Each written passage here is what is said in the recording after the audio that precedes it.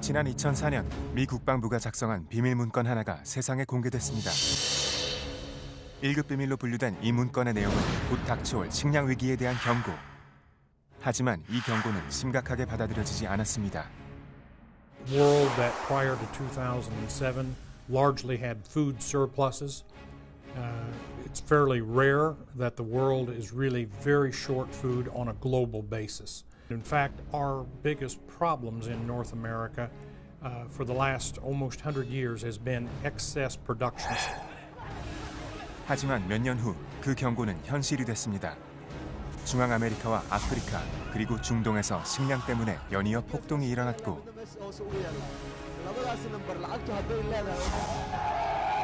올해 초 이집트에서는 혁명으로 무바라크 정권이 무너졌습니다. 자그마치 30년, 그 오랜 독재를 끝낸 것은 바로 식량 문제였습니다. 식량을 수출하던 나라들은 일제히 수출 금지령을 발동시켰습니다. 식량값이 치솟기 시작했고 그 피해는 고스란히 가난한 사람들에게로 돌아갔습니다. 미 국방부의 보고서에는 놀랍게도 한국도 언급되어 있습니다. 모자라는 식량을 두고 벌어지는 보이지 않는 싸움. 이것은 핵전쟁보다 무서운 식량 전쟁입니다.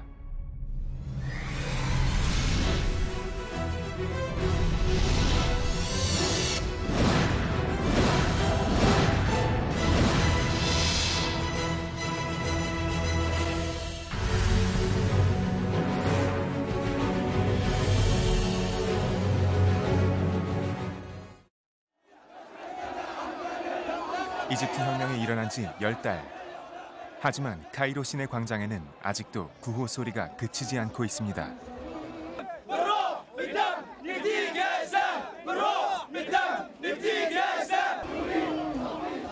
무바라크 정권이 물러난 지도 한참.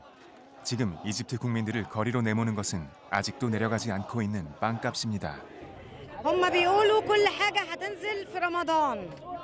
ولكن دوت مسكنات علشان الشعب المصري يهدى مش اكتر لكن كل حاجه حتى السرقه في رغيف العيش قوت الغلبان بيتسرق قدام عينينا الفجر الساعه 3 بالليل.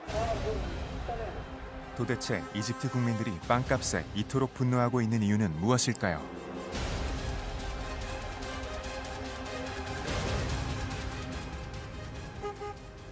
카이로 시내에서 30분 정도 떨어진 한 마을.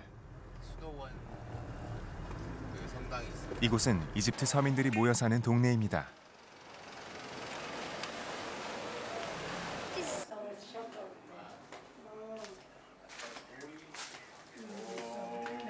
수도원의 관리인으로 일하는 카림 씨의 집. 우리가 찾아갔을 때는 마침 점심시간이었습니다. 식구 67명이 모여 먹는 점심이라고는 이집트 빵 아이씨 2개가 전부입니다.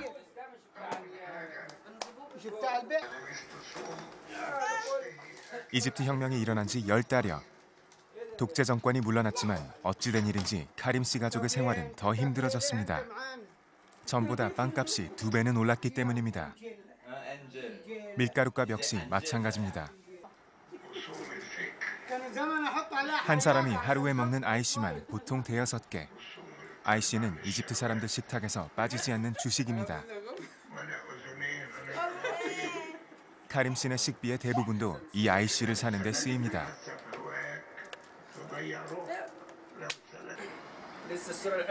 그런 아이씨 값이 2배가 올랐으니 생활도 2배로 어려워질 수밖에 없습니다. العيش كل مدى في الزيادة بس المدعم بتاع الحكومة ما يتاكلش يعني في فران بتخبز العيش بالشلن ما بتاكلوش خالص حتى لما ده حاجة وحشة حاجة وحشة برملة وتراب لا عشان انا اشتري عيش كويس بشتري عيش رغيف بربع جنيه بنص جنيه. العيش احنا بنجيبه بنخبز عشان بنوفر المصاريف يعني لو بنجيب كل يوم اقل حاجه بجنيه ونص بنوفر عشان نخبز من قبل سنتين السعر كان لا زاد، قولوا له زاد 3 أضعاف. زاد 3 أضعاف. كنا بنجيب الدقيق ب 2 جنيه، دلوقتي 3 ونص ب 4 جنيه. أيوة الدقيق لسه أول امبارح جايبينه ب 3 جنيه.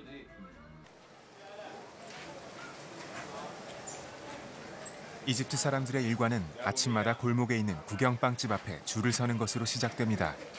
이집트에는 동네마다 이런 구경빵집이 있습니다. 8천만 이집트 인구의 40%가 이곳 구경빵집에서 빵을 사갑니다.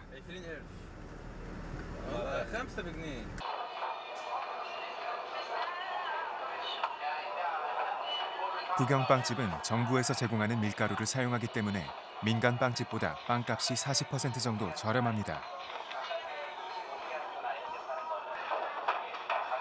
이집트는 세계 최대의 빵 소비국입니다. 바게트의 나라로 불리는 프랑스의 1인당 하루 빵 소비량이 130g. 그런데 이집트는 무려 이 3배가 넘는 400g입니다.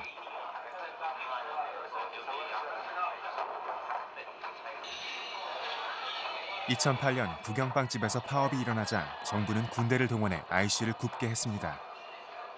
그만큼 이집트인에게는 중요한 IC. 그런데 이 IC 값이 폭등한 것입니다. ما دي أسعار عالمية على حسب سعر القمح اللي بيجي من الخارج والتكلفة بتاعته بتاعت إن هو يتحط يجي هنا مصر وكده، كل دوت طبعا بيزود أعباء. IC는 아랍어로 영혼을 뜻합니다.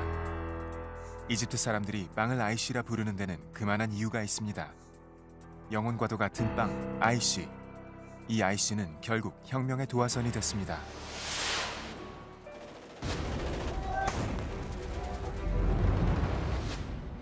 지난 1월 수백만의 이집트 국민들이 거리로 쏟아져 나왔습니다. 30년간 독재를 견뎌온 이집트 국민들을 분노케 한 것은 다름 아닌 무바라크 정권의 잘못된 식량 정책이었습니다. Traditionally, Egypt used to produce all the wheat it wanted. During my generation, when I was a young student, Egypt used to export wheat. Oh my God. It all started in the mid-1980s, by 1985, during Mubarak regime. And he had a minister called Yusuf Wali, Minister of Agriculture, and that man has a very strange agricultural strategy which brought us to this situation. A strategy through which he would reduce the wheat production in Egypt and increase the flour production. 혁명 발발 한 달여 만에 무바라크 대통령은 전격 하야를 발표했습니다. قرر الرئيس محمد حسني مبارك تخليه عن منصب رئيس الجمهورية وكلف المجلس الأعلى للقوات المسلحة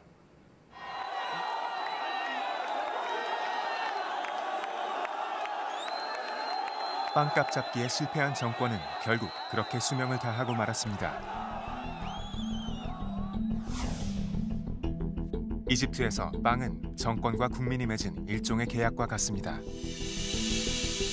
어떤 정치 논리와 구호보다 우선한 것이 안정적인 빵 공급. 그런데 30년간 이 계약을 잘 지켜왔던 무바라크 정권은 올해 초 한순간에 무너지고 말았습니다. 작년 도대체 이집트에서는 무슨 변화가 있었던 걸까요?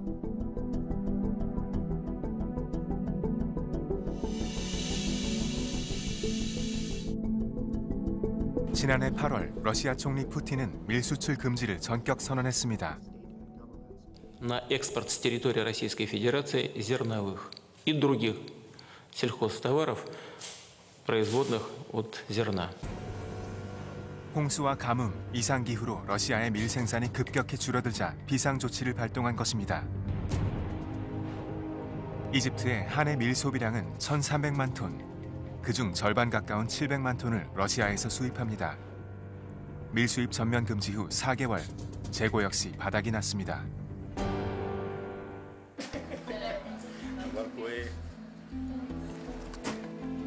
빵값은 당장 뛰기 시작했습니다. 살 수 있는 IC의 개수도 한 사람당 20개로 제한됐습니다. 빵값이 오르자 덩달아 다른 물가들도 뛰기 시작했습니다. 지난해 이집트의 식료품 값은 평균 20%나 올랐습니다.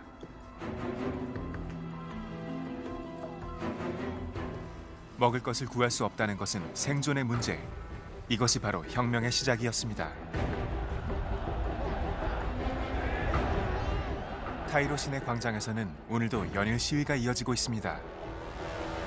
혁명은 성공했지만 사회는 여전히 불안합니다. 빵값이 잡히지 않은 지금, 이집트 혁명은 여전히 현재 진행형일 수밖에 없습니다.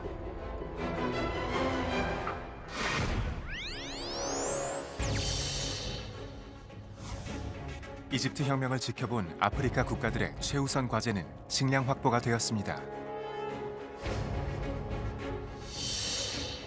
같은 아랍권인 중동 지역 국가들 역시 발빠르게 수입 물량 확보에 나섰습니다.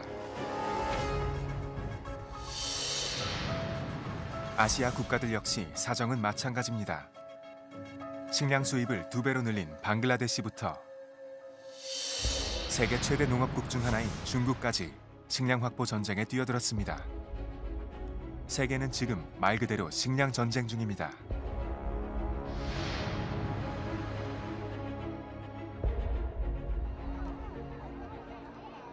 그런데 갑자기 전 세계적으로 식량 문제가 대두된 이유는 뭘까요? 얼마 후면 세계 인구는 70억 명을 돌파합니다. 게다가 중국과 인도의 경제가 발전하면서 1인당 곡물 소비량 역시 급격히 늘어나고 있는 추세입니다.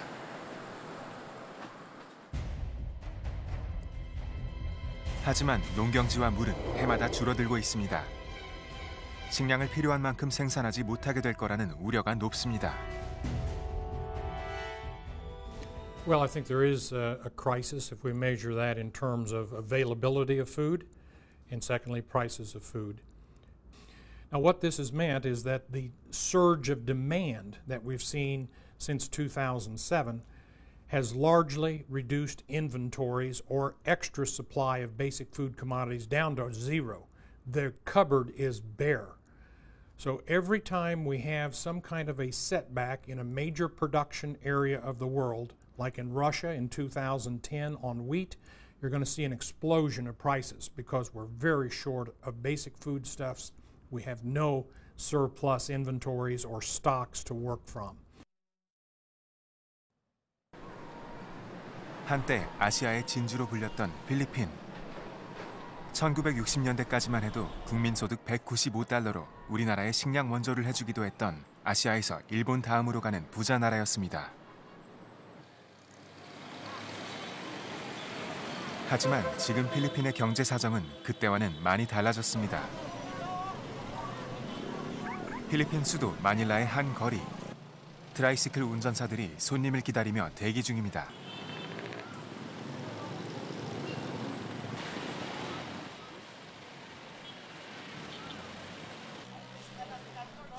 손님은 없는데 기사는 넘쳐나니 하루 중 태반이 대기 상태입니다.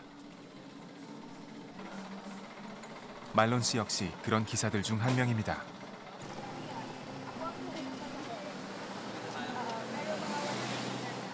오늘은 운 좋게 시내로 나가는 손님을 태웁니다. 아침 일찍부터 나와 대기했다가 점심시간이 다 되어서 맞이하는 첫 손님입니다.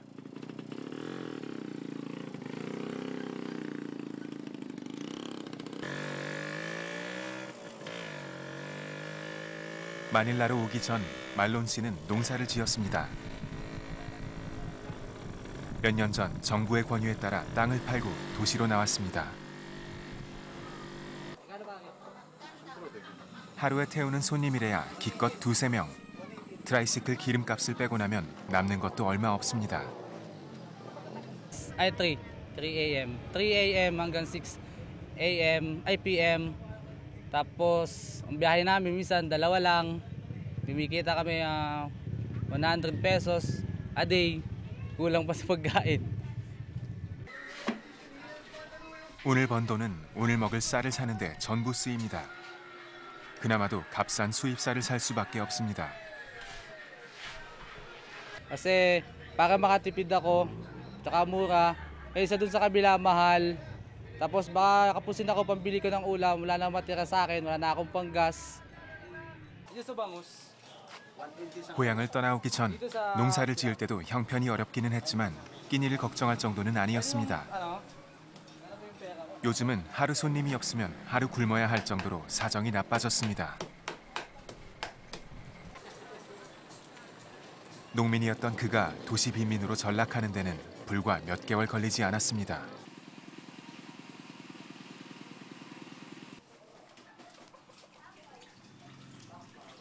쌀 1kg과 생선 3마리가 5식구의 하루 식사입니다.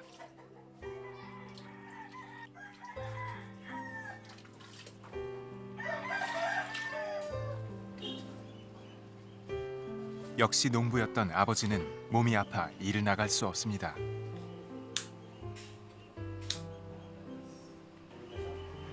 전기세를 내지 못해 집안의 전기가 끊긴 지도 오래입니다. 말 그대로 하루 벌어 하루 먹고 사는 삶. 그래도 굶지 않는 것이 다행입니다.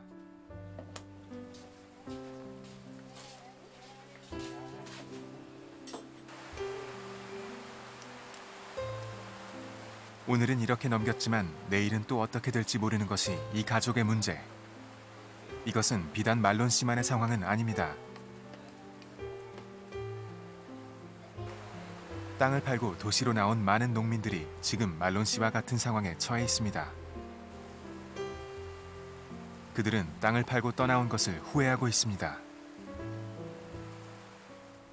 Nagkasakit ako, walang pera, pampagamot sa pambili ng mga sakit ko. Tulad ng rayuma. Tapos malabo mata ko, hindi na makakita. Kaya kailangan kong pera. Tapos hindi na ako makapagtrabaho. Mahina ng katawan. Kaya mga anak ko naman, wala nakatapos ng pag-aaral, wala makatulong sa akin. Kaya ang naisipan ko na lang, ganun, ibenta ang lupa na aking sinasaka. 2008년 쌀 수출국이었던 필리핀에 쌀 가격 폭등 사태가 일어났습니다. 조금이라도 싼 수입쌀을 사기 위해 새벽부터 줄을 서는 진풍경이 벌어졌습니다. 90년대 초 쌀 생산이 충분하다며 정부가 농업에 대한 투자를 절반으로 줄인 후 일어난 일이었습니다.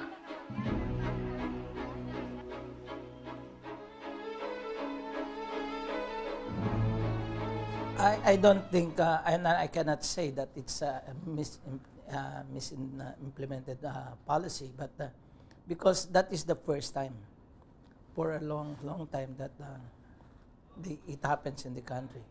Because even before her term, people are telling our economists that it's even better to import rather than produce our own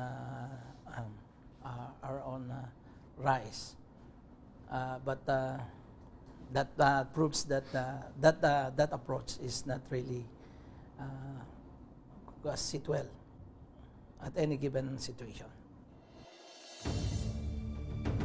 군인들을 동원해 쌀 창고를 지켜야 할 정도로 사회는 불안에 휩싸였습니다. 필리핀은 아직도 한 해 평균 200만 톤의 쌀을 들여와야 하는 쌀 수입 국가입니다. Well, those were the wrong policies in the past. No? We depended on our shortfalls and even more over the shortfalls by importing so much. No? In fact, when the Aquino administration took over, we had our warehouses filled with imported rice. No? And there was not even enough for us to buy paddy from the local farmers, no? Because there was no space in our warehouses. No? So that is what we're trying to reverse. No? We will just import only that which is necessary for our strategic food reserve requirements. No?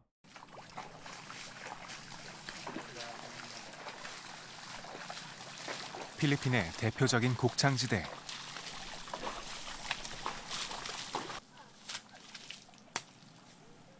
정부가 농업에 대한 투자를 줄인 후에 필리핀 농촌은 어떻게 바뀌었을까요? 한 해 산모작이 가능한 아열대 기후. 지금 이곳에서는 모내기가 한창입니다. 그런데 일하다 말고 농민들이 어디론가 향합니다.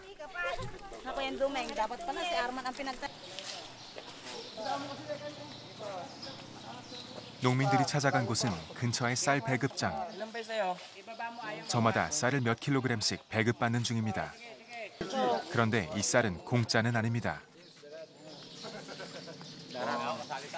들쥐 박멸을 위해 정부가 쥐 한 마리당 1kg씩 쌀을 포상하고 있습니다.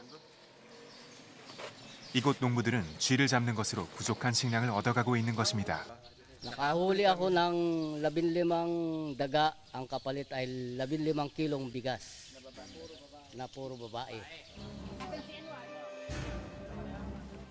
농사를 짓는 농민들이 이렇게까지 해서 쌀을 구해야 하는 이유는 무엇일까요? 90년대 이후 농업에 대한 투자가 줄어들면서 땅을 팔고 농촌을 떠나는 사람들이 많아졌습니다. 지금 농촌에 남은 것은 대부분이 소작농. 그러다 보니 농사를 지어도 쥐를 잡아 쌀을 얻어야 할 정도로 가난할 수밖에 없습니다.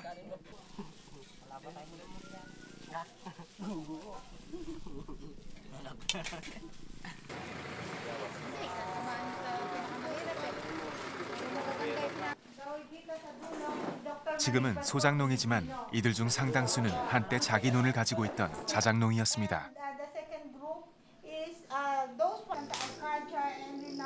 이들에게 땅을 팔도록 부추긴 것은 다름 아닌 필리핀 정부였습니다. Hinyabla kami ng mayor, kinukuha ang pilit yung lupa namin. May tatayo raw ng mga building na gagamitin ng lungsod ng gobyerno. Di lumaban ho kami ng kaso. 지난 90년대 이후 필리핀의 농경지는 점점 줄어들어 이제 14%에 불과합니다. 그나마도 정부가 외국 기업들에게 임대하고 있는 상황이라 사정은 더 어려워졌습니다.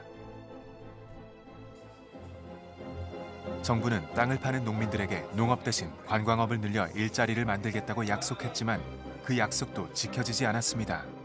Yes, it should be developed because the government approved the conversion from agriculture to industry because there's a plan, an conversion plan. No? They will put a golf course, they will have residential areas, they will put a agro-industrial processing plant, but that did not happen. So because it did not happen, the farmer said, hey, the rule said it should be reverted to agriculture, it should be distributed to the farmers under the Agrarian Reform Program. 한때는 쌀 수출국이었지만 지금은 세계 최대의 쌀 수입국이 된 필리핀. 농업을 포기하고 필리핀이 얻은 것은 과연 무엇이었을까요?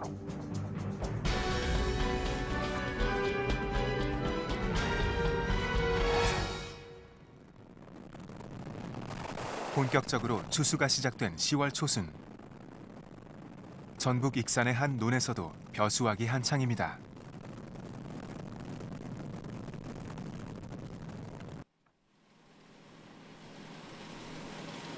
올해는 여름철 잦았던 수해로 평년작 이상을 기대하기 어려운 실정입니다.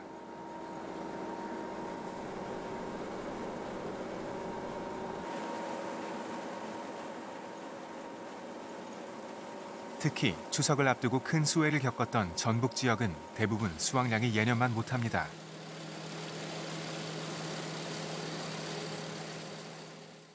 작년보다는 좀 나은 것 같은데요. 예년 평년작보다는 한 5%에서 7% 사이 좀 낮아질 것 같습니다. 작년 태풍 곤파스로 쌀 수확량이 30% 이상 줄어들었는데 올해는 그보다 4%가 더 줄어들 예정입니다. 예상 생산량 418만 톤 안팎. 10년 만에 최저치입니다.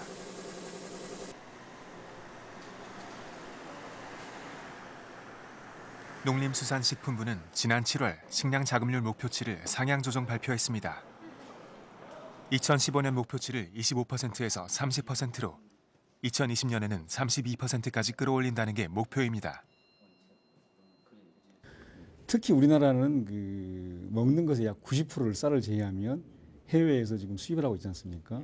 그 상황에서 해외에서 수입이 안 되는 상황이 오면 우리의 생명줄을 애국농산물에 맡겨야 되는 여건이 되고, 그렇게 되면 국민의 생존권이 박탈되는 상황이 올 수 있기 때문에 그렇습니다.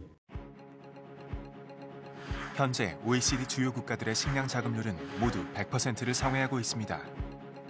하지만 우리 식량 자급률은 26%에 불과합니다. 쌀만 놓고 보자면 자급률은 100%에 가깝습니다. 식량 자급률 26%에도 우리가 위기감을 느끼지 못하는 이유도 여기 있습니다. 지난해 농사가 잘못돼서 1,000만 섬가량 소출이 적어졌다고 보고 정부는 이에 1,200만 섬의 양국을 이미 확보해 놓음으로써 올해 식량 사정은 잘 풀려나가게 됐습니다. 지난해 여름의 냉해로 양국 생산이 줄어들게 돼서 이에 대한 대책을 하지만 쌀도 마냥 안심할 수 있는 상황은 아닙니다.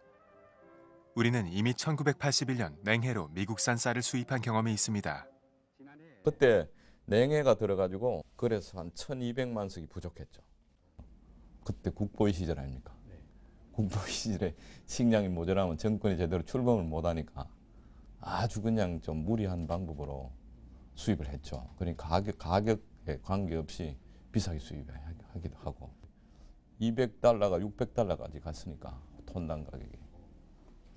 13년 만에 처음으로 주식용 쌀이 수입됩니다.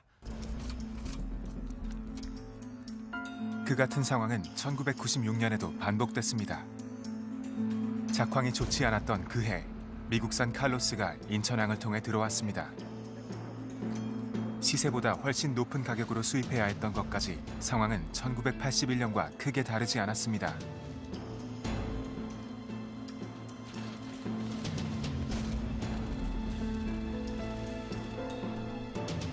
문제는 지금이 아니라 통일 후입니다. 올해 80만 톤의 식량을 수입해야 할 만큼 최악으로 치닫고 있는 북한의 식량 사정. 만약 이대로 통일이 된다면 우리나라의 식량 사정은 어떻게 될까요?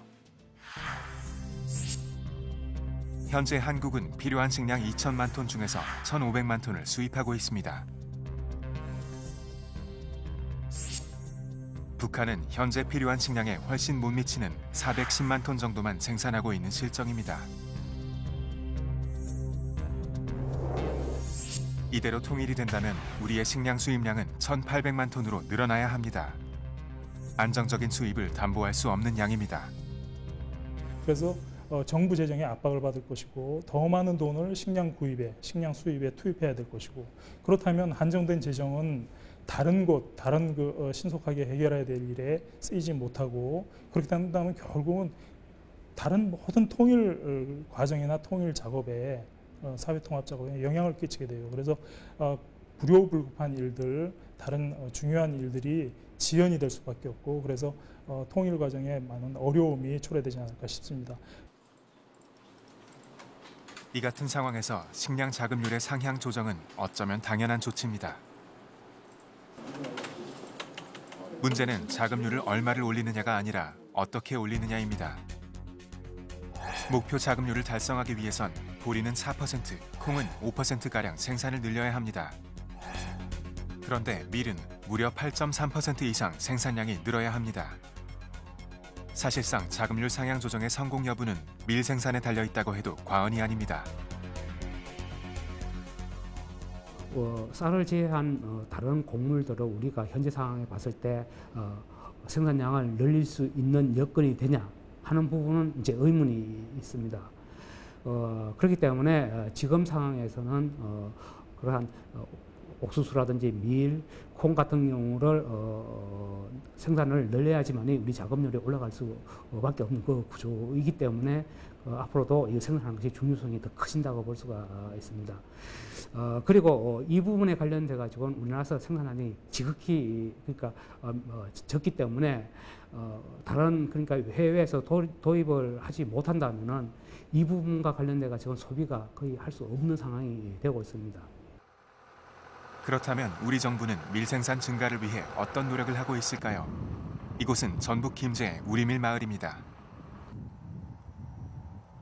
정부가 특화 품목 육성 사업의 하나로 밀농사를 지원하고 있습니다. 하지만 올해 10월 파종을 앞두고 정작 농민들은 걱정이 많습니다. 생산하는 만큼 밀의 수요가 없기 때문입니다. 밀은 10월 달에 심어서 10월 중순경부터 말까지 심어서 겨울철을 지나서 6월 달에 수확을 합니다. 6월 15일 정도에 수확을 해서 이제 우리 소비자들한테 넘어가는데 저희는 이 밀을 많이 심고 싶지만 소비가 현재는 위축이 되다 보니까 많이 심지를 못하고 있는 현실입니다. 2007년 우리 밀의 자급률은 0.3%에 불과했습니다. 정부 지원이 시작되면서 재배 농가가 늘었고 4년 만에 자급률은 6배 가까이 뛰었습니다.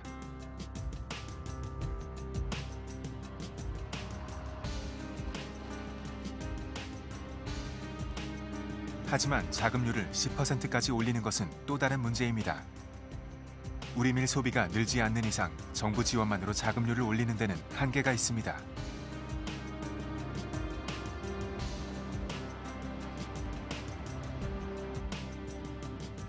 추수가 끝나고 10월 말이 되면 이 논에 본격적인 밀 파종이 시작됩니다.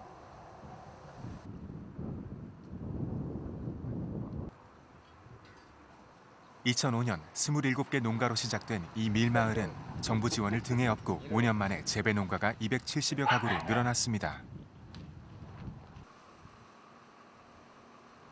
내년 여름 이곳에서 수확할 수많은 밀은 또 어디로 가야 하는 걸까요? 파종을 앞둔 밀 생산 농가들의 마음이 무겁습니다. 소극적으로 정부에서는 대처하고 있다. 근데 현실적으로 아마 이 우리 농산물 소비 활동에 적극적으로 펴줬으면 좋겠다. 정부 자체가 적극적으로 해줘야만이 우리 농산물이 소비가 돼야 뭔가 가격도 유지할 수 있고 농사꾼도 그 소득을 가지고 뭔가 유지할 수 있는 그런 여건을 만들어줘야만이 농사를 지을 수 있는데 정부에서는 적극적인 그런 대처를 못하고 있지 않냐.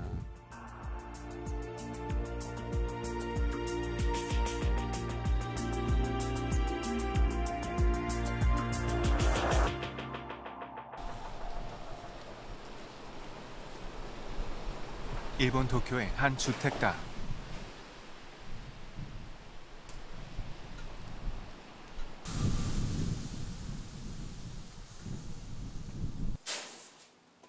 아직 가을 추수 전이라 이 쌀가게에서 판매하는 쌀들은 대부분 작년에 생산된 것들입니다.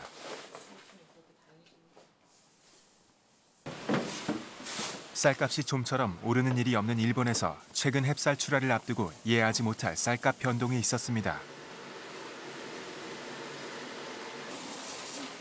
햅쌀 출하가 코앞인데 작년 생산된 묵은 쌀의 가격이 뛰기 시작한 것입니다. 원전 사고가 있었던 올해의 쌀을 믿지 못하겠다는 겁니다.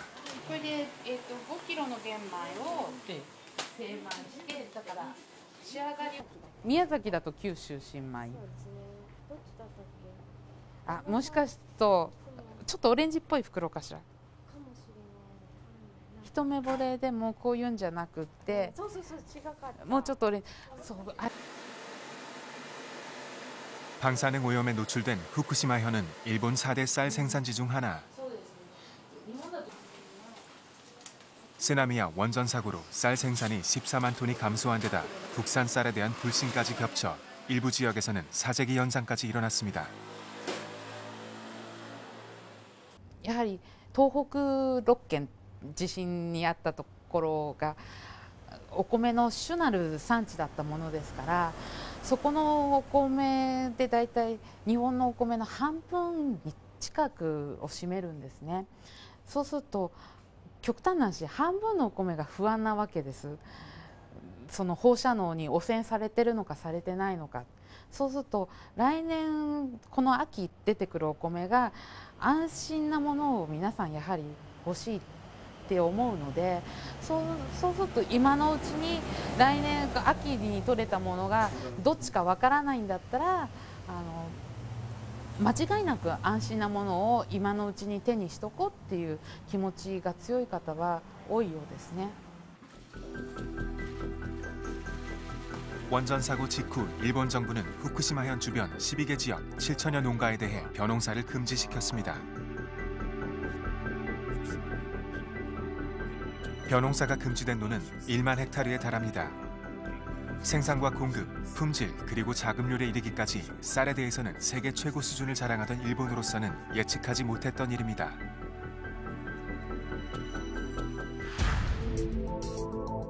이같이 식량에 문제가 생기면 일본에서는 식량위기 매뉴얼이 발동합니다. 위기 상황에 따라 레벨 0에서 레벨 2까지 나누고 각 단계에 따라 법안이 효력을 발생하게 됩니다. 자급률이 우리보다 훨씬 높은 일본이지만 늘 식량 위기를 염두에 두고 있다는 얘기입니다.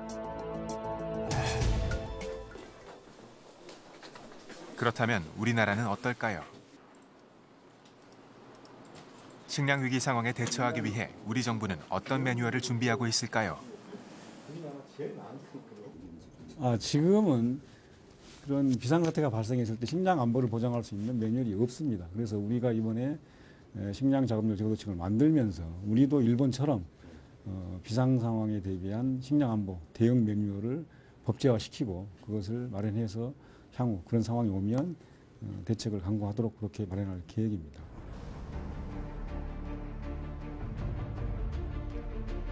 우리에게 닥쳐올 가장 가능성 높은 식량 문제는 곡물의 수입 문제입니다. 우리나라는 밀과 옥수수를 90% 이상 수입하는 세계 2위의 곡물 수입국. 만약 수출국의 사정으로 곡물을 수입할 수 없게 된다면 우리는 어떻게 될까요?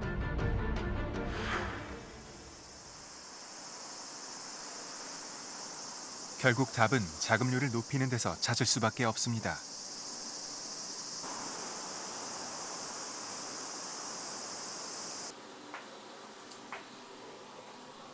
일본 농림수산성에는 식량 위기에 대처하기 위한 식료안전보장과가 따로 있습니다.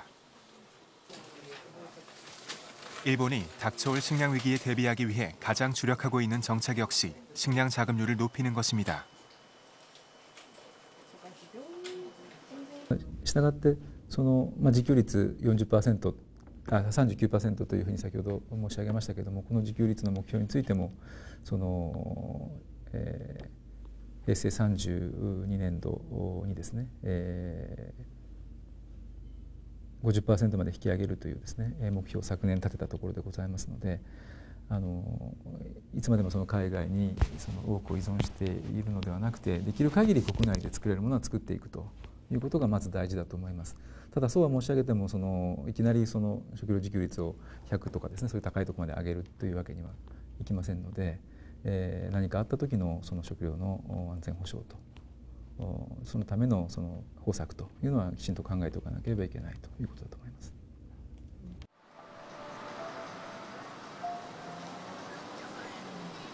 일본 최북단에 자리한 홋카이도.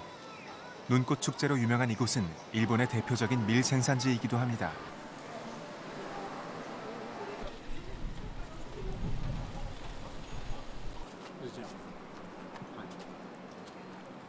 홋카이도 비바이시에서 우동집을 하고 있는 이토 겐기치 씨.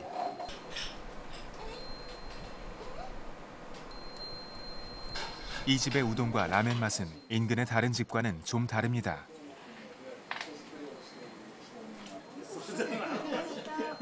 그 다른 맛이 좋아 찾는 단골들도 많습니다. 이 집의 인기 비결은 독특한 식감의 면발. 이 우동집의 주인은 수입 밀가루 대신 비바이 고장에서 생산된 밀가루만을 고집합니다.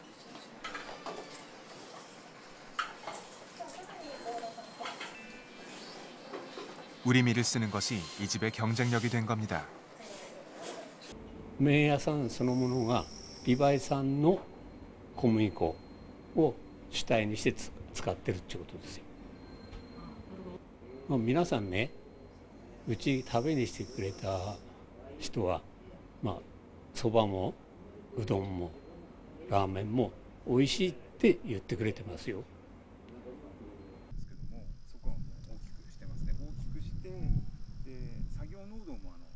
비바이시 외곽에 위치한 밀밭입니다. 처음엔 벼농사와 밀농사를 번갈아 지었지만 지금 이 논에서는 전면 밀농사를 짓고 있습니다. 縁に木の根っこだとかすごく大きいの積んであるんですね。まだ昔開墾した時のものがちょっと土の中に埋まってて、それが農作業機械やった時に出てきて寄せるだとかいう形にもなります。長いことかかって非常にお米をぜひ作りたいということで開拓して、水田にしてた部分ですけど、今は大体半分ぐらいがお米以外のものを作ってますんで、こういうふうにですね。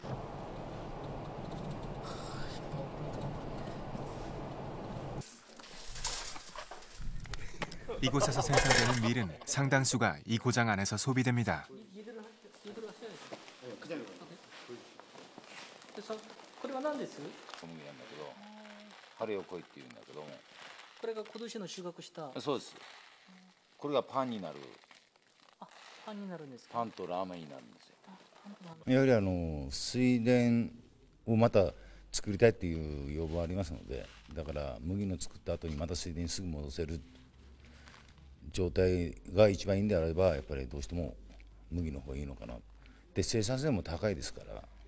して安定しているということで、収量もある程度上がるということで、機械も同じ機械を使えるということでしたから、今麦と大豆を作ってるんですね、転作畑にはね。